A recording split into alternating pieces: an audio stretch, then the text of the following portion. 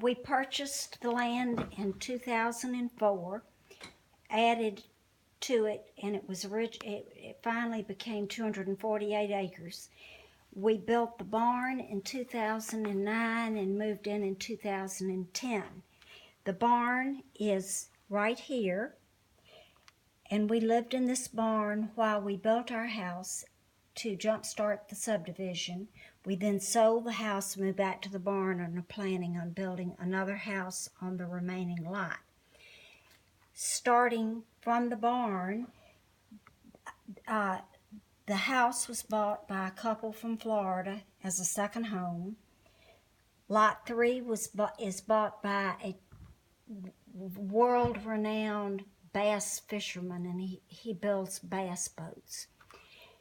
This is a couple that retired from Georgia, and they will have north of $2 million in the property when it's completed.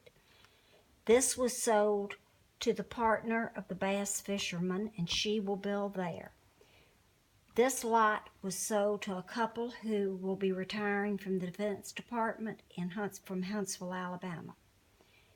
The house under construction here is being built by a couple. He teaches at MTSU history with a PhD. Lot 9, they will be building next year.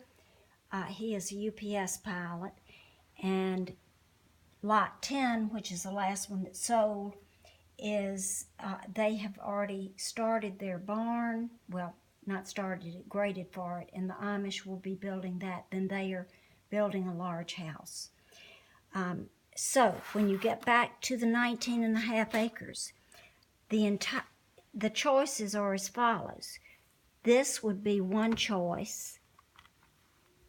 And that makes up 19.5 acres. Yes, and this is a choice building spot, which I'm sure Allison can get pictures from the road for you. The alternative would be to drop the line back here to take it to the creek, and there are a couple of nice sites back here. This would have a 50-foot driveway coming in, the driveway, Allison, that you came in on.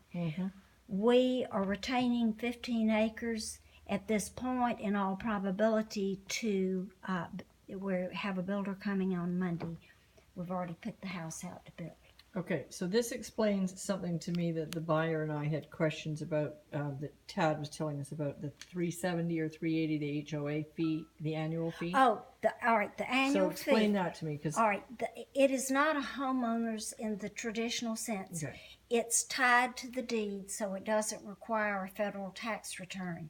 Okay. We all agree that it is in the community's best interest to maintain the right-of-way on the road. Okay, and that's where? That's this road, This right? is this road, Okay, which is a mile long. Yep. And the blackboard fence adjoining it. Okay, perfect. And I saw that coming in, and it's stunningly beautiful. So yes. Somebody has to pay that bill. Got it. Yes. So this year it was $375.